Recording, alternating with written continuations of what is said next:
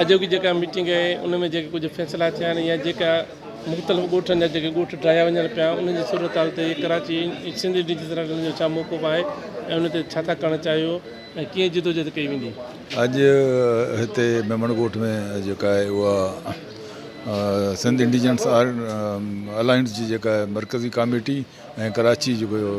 उहिदेदारनि चैप्टर जा उन जी गॾियल गॾिजाणी थी। उन में इहो फ़ैसिलो कयो वियो त हिन ॻोठनि जा दौरा कया वेंदा जेके उते मुतासिर थिया जिन ते बिल्डोज़र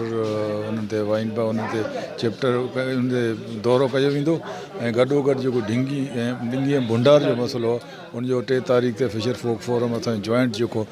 सेमिनार उहो अटेंड करे पोइ असां ढिंगी ऐं भुंडार जो विज़िट कंदासीं इंडिजन लैंड्स ऐं फिशर फोक फोरम सां गॾिजी। ऐं ॿियो त वकीलनि जो असांजो केस तयारु आहे ऐं उहो वकील जेको असांजा आहिनि उहे तयारु आहिनि। असां हाणे इंडिजन्स वारा पाण पंहिंजे तरफ़ां छाकाणि त ॻोठाणा जेकॾहिं नथा अचनि त असां पाण पिटीशन दाख़िल था करियूं उनजे ख़िलाफ़ु बैरिया टाउन जे ख़िलाफ़ु त जेके 16,000 एकड़ गवर्नमेंट ॾिना आहिनि कोर्ट ॾिना आहिनि उहे कहिड़ा आहिनि असांखे उहे क्लियर कयूं कहिड़ा ॻोठ आहिनि जेके पक्का ॻोठ आहिनि जिन खे ढाथो थो वञे उन स्कूल ख़तमु कया था वञनि।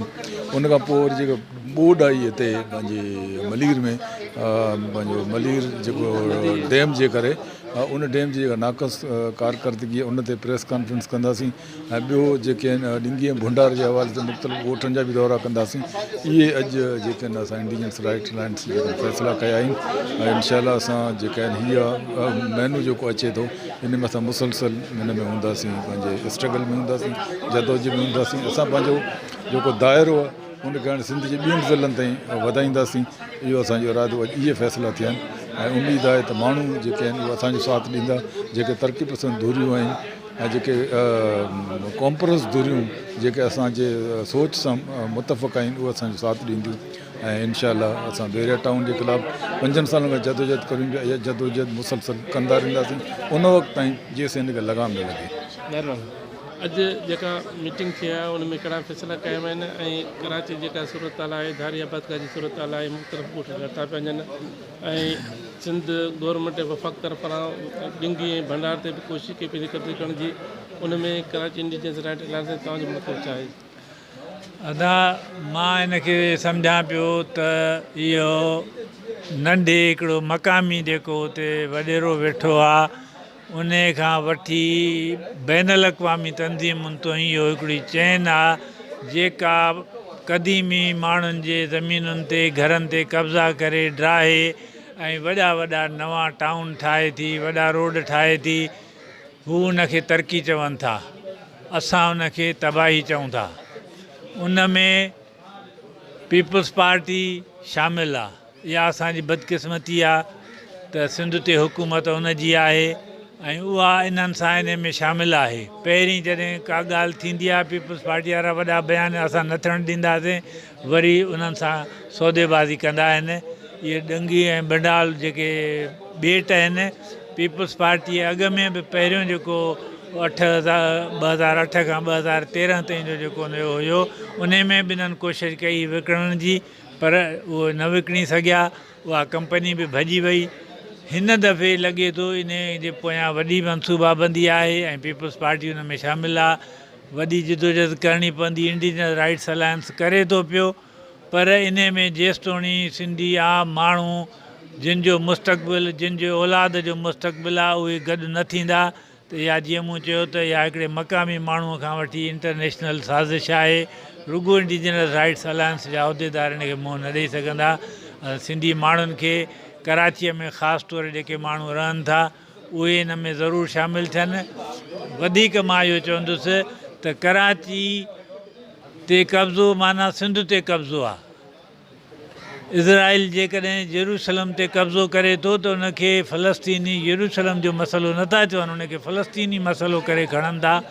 असांखे बि ईअं कराचीअ में जेकी कुझु थिए पियो उनखे सिंध जो मसइलो सम्झी खणणु खपे।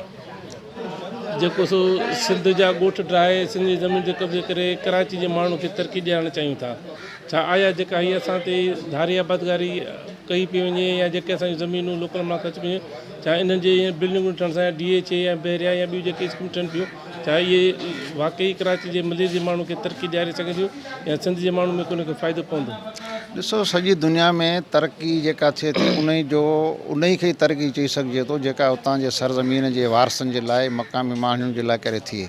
पर जेकॾहिं उन तरक़ी में मक़ामी माण्हुनि जा ॻोठ ज़मीनूं रोज़गार जा वसीला उन्हनि जो तारीख़ कल्चर सक़ाफ़त सभु शयूं जेके से मेसार जूं थी वञनि ऐं हुननि खे दरबदर थी पंहिंजी धरती छॾे की ॿी जाइ ते पनाह वठिणो थो पए जिते उहो पंहिंजो वजूद ई उन्हनि जो गुम थी थो वञे त उहा तरक़ी न आहे, उहा तबाही आहे, उहा वालार आहे। ऐं जीअं ग़ुलाम मुल्कनि में थींदियूं आहिनि ऐं मक़ामी माण्हुनि जे हक़नि खे अमेरिका में जीअं थियो, रेड इंडियन सां जीअं थियो, इसराइल में फ़लस्तीन सां जीअं थियो, इहे अहिड़े क़िस्म जा मिसाल आहिनि। त हीअ जेका वालार आहे उन में सिंध जे सरज़मीन जी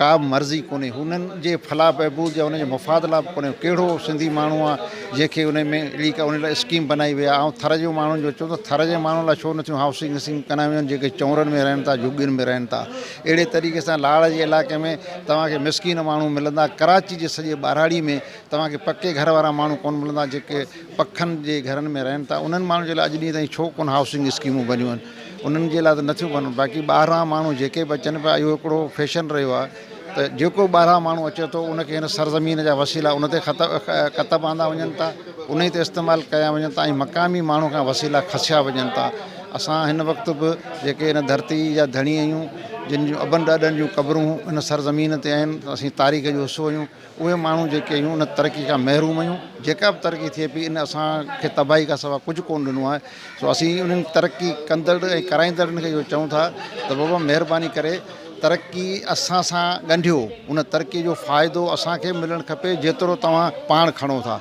तो इन हवाले सां जेका हिन वक़्तु थिए पई तरक़ी, जेका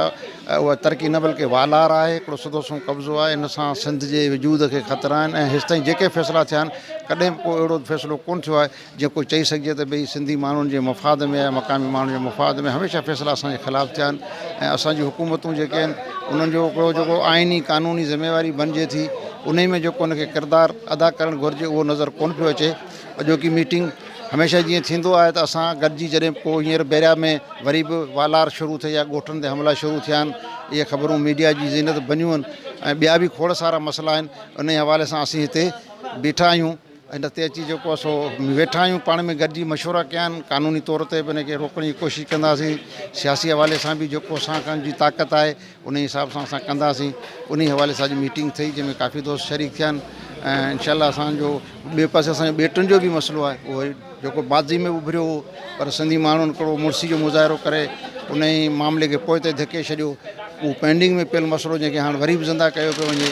उते बि जेको आहे सो उन ते विहणो पवंदो, उन्हनि जी बि क़ानूनी हैसियत ॾिसणी पवंदी त आया ज़मीन सिंध गवर्नमेंट जी आहे ऐं उनखे केरु रोके सघे थो। रुॻो अवाम जो त इहो ज़ुमून आहे, हुकूमतनि जी बि त ज़िम्मेवारी आहे त संदुश मनसूख ने रोकिन। बाक़ी हाणे इहा त अवाम जी असांजी एज़ ए कारकुन, एज़ ए समाज सुधारक सिंधी माण्हू जी हैसियत सां असां पंहिंजी धरती जो त जेका वालार थिए थी, चाहे ॿेटनि जी शिकिल में थिए, चाहे पहाड़नि ते थिए, चाहे मैदाननि ते थिए, चाहे असांजे पाणी ते थिए, उन में जेको किरदारु बणिजे थो उहो इनशाला उन में कंदासीं। इंडिजिनियस अलायंस जी इहो ई मंशूर आहे, इहा ई कोशिशि आहे त असां पंहिंजी धरती बचायूं। मेहरबानी। हनीफ दिलमुराद मैं नामलादारी करेंगे। मर्ची के इंडिजिनस राइट्स अलायंस है एक मीटिंग है, मीटिंग चिरंदा हनी फारिग भी थे तो हनीफा जी जुस्त करें कि मर्ची मीटिंग छे थे बीता और दूमी इशे के लातेरोश पेसरा अलीदाद गबोल गोट और पदार बेपार गूंदर गोठ जरा भी बैरिया टाउन मजनी एक बलाए उर्शी कुतान मजनी एक नुकसान तावाने जाती तो इशे बाबत मारा मजीद कमो हाल वाले विदे मिन्नतवारा गबूल मीडिया अकबर गबूल तई सकबाज मिन्नतवारा के तो इशुआ काय मुदाम चिस्कने ई बास जुआने अमले विचा डिपार गुंदर के अस्ते यक वेले अवदा अस्ते आई नामे वसंदड़ो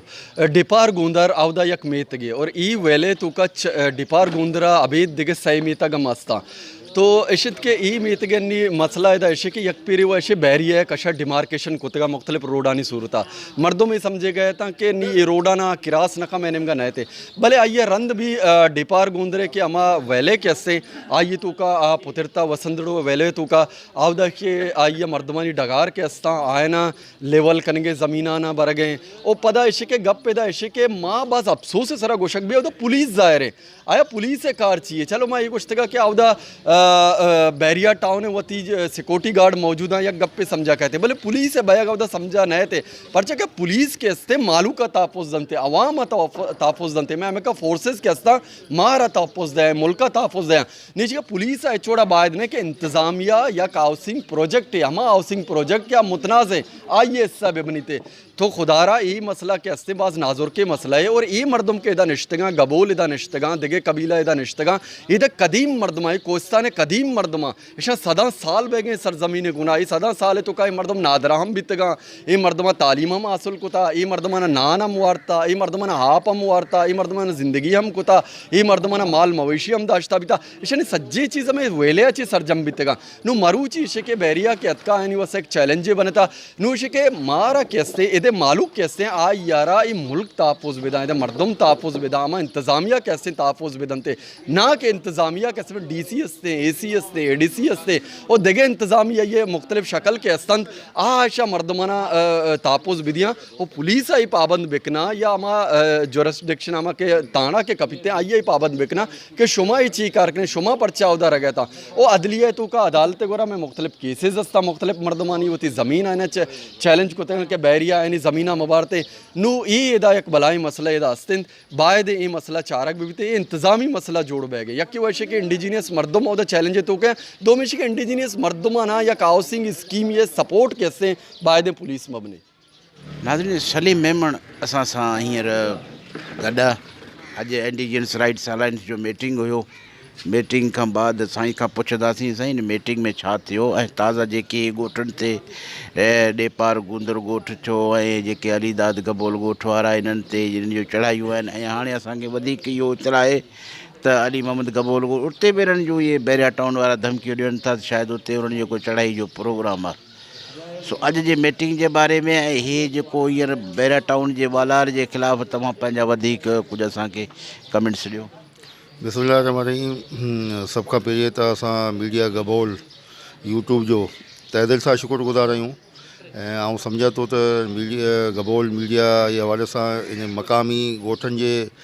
ते जेका ज़ुल्म पियो थिए उन ते गबोल मीडिया तमामु बहितरीन तरीक़े सां उन्हनि जो आवाज़ु बणिजी करे उन मज़लूम माण्हुनि जो ऐं आला अमल ताईं पंहिंजो पैगाम पुॼाए पियो उन मज़लूम माण्हुनि जो अॼु राइट इंटेलिजेंस अलायंस जेके मरकज़ी उहिदेदार वारा हुआ उन्हनि जी गॾिजाणी थी असां त उन गॾिजाणी में जेको सो मतिलबु शरीक न हुआसीं ऐं ज़ाहिर आहे उहो दोस्त काफ़ी सालनि खां पंहिंजो मज़ामती जदोजहद पिया कनि जेके बि असांजे मलीर में मक़ामी जेके ॻोठ आहिनि उन्हनि ते जेको मतिलबु हिन वक़्तु चाहे बैरिया टाउन हुजे चाहे DHA हुजे चाहे ॿिया जेके रिहाइशी मनसूबा उन्हनि असांजे मक़ामी ॿेराड़ी जे ॻोठनि खे जेको डिस्टर्ब कयो आहे जेको असांजे क़दीमी पाकिस्तान ठहण खां पहिरियां जा जेके असांजा ॻोठ आहिनि उन्हनि खे रातो ॾींहुं उन्हनि खे जेको सो मिटाईंदा पिया वञनि असांजे मलीर बैराड़ी जे माण्हुनि जी शनाख़त ख़तमु पिया कंदा पिया वञनि असां सोशल डेवलपमेंट ऑर्गेनाइजेशन SGO जे प्लेटफार्म तां काफ़ी दफ़ा जेको सो एतिजाज कया आहिनि त महिरबानी करे मलीर जे मक़ामी माण्हुनि खे मलीर जे मक़ामी ॻोठनि खे डिस्टर्ब न करियो उन्हनि खे ताफ़ुज़ ॾियो अॼु बि असां हिन चैनल जे ज़रिए आला अमदल सां हथ ॿधी अपील था करियूं त महिरबानी करे असांजे मलीर जा जेके ग़रीब माण्हू आहिनि पहिरीं त उन्हनि खां जेको सो मानी जो गिराह खसियो हुयो छो त असांजे मलीर बैराड़ी जे माण्हुनि जो जेको ज़रिया मुआशो ज़रात हो उहा ज़रात बि जेको सो तबाह थी वई उनमें जेको सो के इलेक्ट्रिक ऐं पाणी जी शार्टेज जे वजह सां उन ते हुकूमत तवजो कोन ॾिनी जंहिंजे हवाले सां असांजे मक़ामी माण्हुनि जो ज़रिया मुआशो बि ख़तमु थी वियो ऐं बुख बदहाली लॻी पई आहे मलीर जे माण्हुनि में ऐं हिन वक़्तु वरी असांजे मुख़्तलिफ़ प्रोजेक्टनि जे नाले में असांजे ॻोठनि खे जेको सो लॾ पलाण ऐं उन्हनि खे ॻोठनि खे ख़तमु करण जे हवाले सां यलगार लॻी पई आहे ऐं ॾाढो अफ़सोस थो थिए त मथिएं लेवल ते जेके असांजा आला अमलदार आहिनि जेके असांजा क़ानूनी इदारा आहिनि उहे क़ानूनी इदारा हेॾो वॾो ज़ुल्म ॾिसी करे बि उहे क़ानूनी इदारा बि चुप लॻा पिया आहिनि ऐं हिते रोज़ु मलीर में ख़बर न आहे रोज़ु असांजा अलाए केतिरा ॻोठ रोज़ जी बुनियाद ते ढाठा पिया वञनि रोज़ानो बुनियाद ते असांजो हुते ज़ुल्म पियो थिए मगर वस वारा ऐं क़ानूनी इदारा ख़ामोश आहिनि इहा ॻाल्हि असांखे सम्झ में कोन थी अचे वरी बि असीं हथ ॿधी उन्हनि वस वारनि अमलदारनि खे अपील था करियूं त महिरबानी करे हीअ पाकिस्तान खां जेके पहिरीं जेके मलीर में जेके मक़ामी आबादियूं आहिनि उन्हनि खे तहफ़ुज़ फ़राहम कयो वञे ईअं न थिए त हिते फ़लस्तीन वारो हिसाबु थिए त जेके फ़लस्तीन जा जेके बि मुल्क हुआ